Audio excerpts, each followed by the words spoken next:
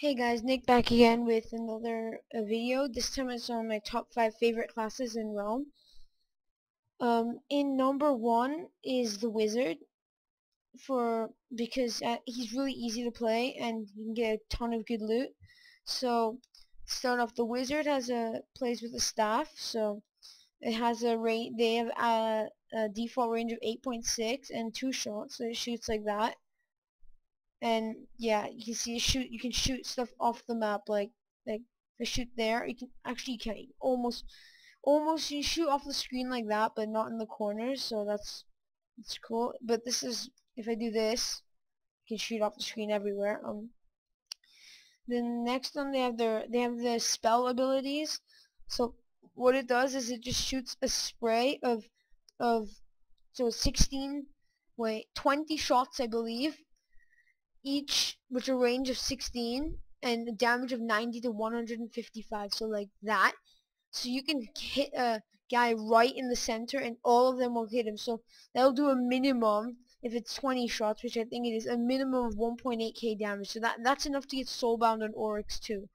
And then and otherwise, even if you just get a few, that's great, because I mean, it costs 80 MP, and with the Exa MP, I have 465. So without it, I have 320, and 320. Okay, that's like my default NPC. 325. Oh, plus this, I guess, but all the robes give it. Even without that, I can still do it 3 times. So that is like, I can still get so much loot even if I don't get all the shots on perfectly. Then next up they have what's it called, robes. So that's kind of like weaker. They're the weakest type of armor, but they give a bunch of extra stuff, like it gives 4 attack, 2 vit, and 5 whiz and MP. So that's great, obviously. But I don't know if the normal ones give those stats. So let's take one here. Normal rows, tiered ones, give attack, def, whiz, and MP. And oh, so they just don't give vit. I think, yeah, they just don't give vit, so that's cool, I guess.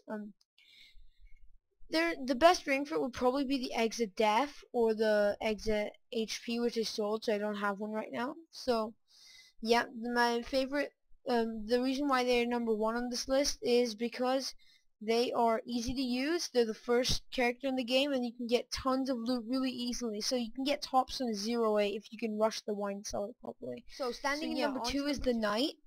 He has the sword, which is a standard range of 3.5 and damage of 220 to 275. Some of the untiers are the Demon Blade, which shoot 2 shots instead of 1, with a range of 3.4, so 1 less, and less damage obviously, but you have 2 shots, so overall has higher DPS. And they also can use the Crystal Sword, which just has which does 180 to 210, so better damage than the Demon Blade, but it only has 1 shot, so yeah. But as you can see, it has a lot further range. So if I stand with my, like, to the statue, let's see, with this one I can hit the back, the second fountain here from here, but with the sort of the acclaim, I can barely get past the first one. So the range is always good. I think it's more useful on the paladin because they have a lot lower def. A few stuff to note is that the knight has a base of 40 def, so he has more than the normal classes. All the other stats max at 50, and vit is a 75. So that makes the knight the most the tankiest class in the game. Second of all, you have a shield which stuns. So like you shoot them, and when it hits an enemy, they can't shoot back at you anymore. So that makes it's really helpful for people who would normally one-shot you, but then you dodge like 1 or 2 shots like Oryx. You just circle him while dodging a shotgun. If you can get one stun in, everyone will rush in. You can kill them if you just keep them stunned. They use the heavy armors, which are the best. They give the most def, but as you can see, unlike the wizard, it doesn't give any of the other stats, just pure def. And for the ring, I use the Expo, so I can just get 3 stuns in. It gives me 4 def and 4 vit and 60 HP just to add to the tankiness. They also max at 770 HP, which is the most out of all classes. Well, Warrior and Pally also can do the same. Another thing to know is Exa HP would be good. Def rings are not recommended if you've maxed def. This can there's also a resu which I fed because it's completely useless.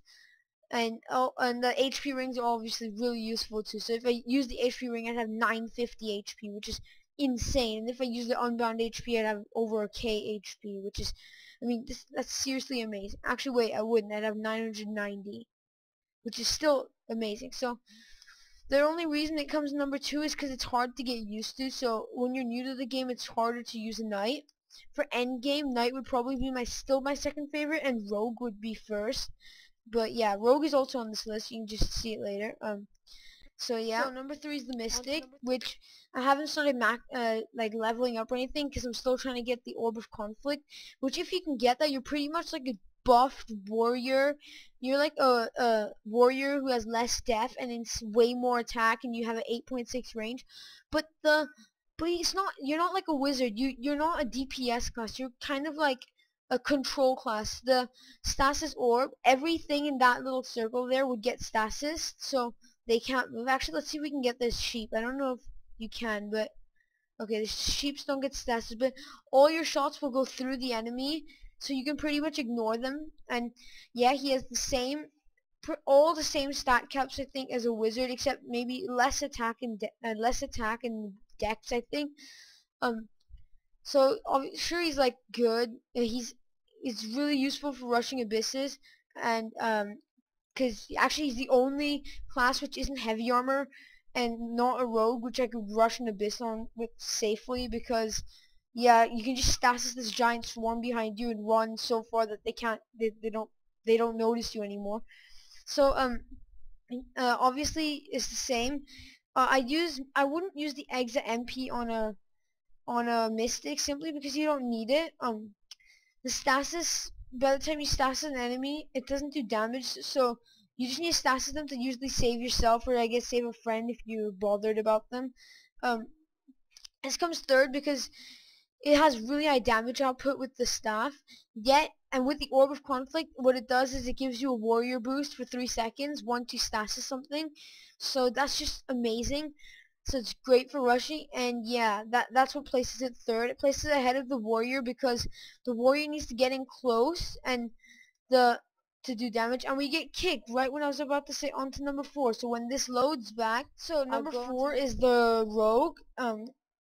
Also, if you're wondering if I haven't maxed the rogue yet, it's because I'm rolling one because I'm sick of like farming abysses like hell just to get something good. So just to get good HP and MP roll. So the rogue, he has light armor. He has so he starts off with the dagger. Okay, it has decent damage, less than swords, but it also has a further range, so even further than the sea sword. So you can see I can stand here and still hit the second one.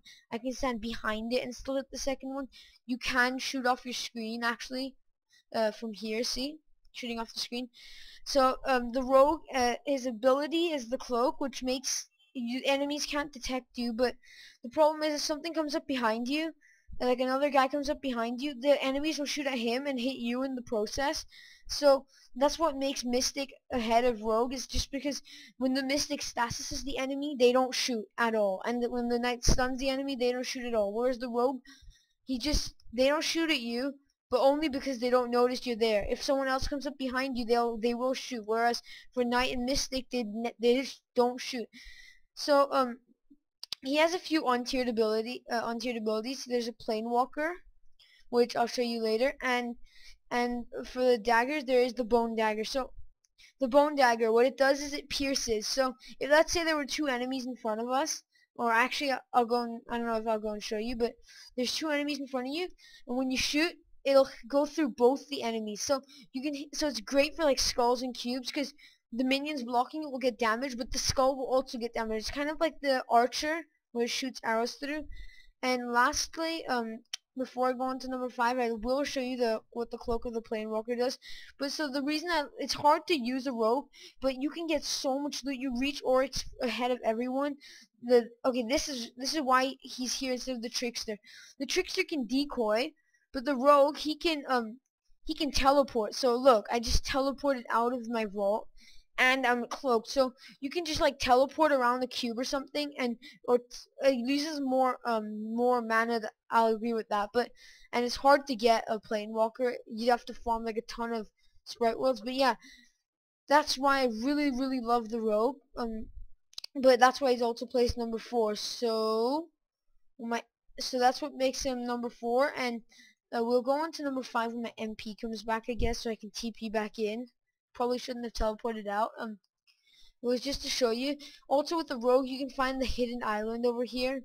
So you TP there, and then you'll TP to more. I can do a video on finding the hidden island if you want to do that too. Actually, I'll just do it anyways, just as another video, because I'm going to Germany, so I'm just gonna record a ton of videos. So when I'm there, I can upload, but the computer's quite laggy, so I won't be recording that much. So yeah, yeah. So he also has he's selling golden ribcage for 3 def.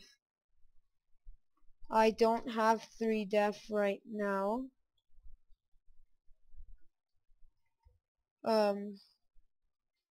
Can you wait? I can get it in 10 minutes. Cool, so I'm probably gonna go get 3 def quickly and then come back to number 5. So yeah, see you guys in number 5. Stands the archer. So the archer is a bow. Usually the normal bow is the tiered ones. After tier 8 they shoot 2 arrows. If you have a doom bow, I definitely recommend using it. It does 400 to 500 damage, one shot, but it shoots slower. But so yeah, and then what I pretty much do is I would, if you can't afford the Dumo, get a tier 7, the crossbow. It's really useful for bosses where you don't want to be standing really close to them, like Oryx, because you don't want to be standing like close to them so all 3 shots hit. So use the heavy crossbow. It has higher DPS if 2 shots of a verdant bow hit. If you're hitting 2 shots of a verdant bow onto an enemy, the heavy crossbow will still do more damage, I think, per second. And if you're going to use a doom bow, I always recommend carrying around the elven. I always recommend for an archer using elven craft quiver because it uses only 65 MP, and it's so making it the cheapest quiver that can paralyze, other than this, which costs 75. But I always, when using the doom bow, I'd always wear this, the golden quiver, or if you can afford an elvish, which I'm gonna go buy right now. So the reason I'd say this is because, as you can see, it gives 2 dex more, and when you reach a boss, I'd always use an exa dex ring, because look, I have 60 dex with the +5 from my armor and +5 from the quiver, so total I have 68. So if you look, let's count to 5 and then see how many shots, or I'll count to 3 and see how many shots we shoot. Okay, 1, 2, 3. So I counted 4 shots there. And now, if I throw this on and this on, and bring us down to 58, which is 10 less, let's see in 3 seconds. 1, 2, 3, which is 3 shots. So you can get you get 1 more shot every 3 seconds, which is pretty much for me maxed attack. It does around 700 to 900 damage. So that's like 700 to 900 damage extra just from using 2 items extra. So that's the archer also comes to this place because he doesn't have anything which can really help you in the battle. Paralyze can help you get more damage in, but other than that, nothing much really. So yeah, this is my top 5 classes. Put yours in the comments below.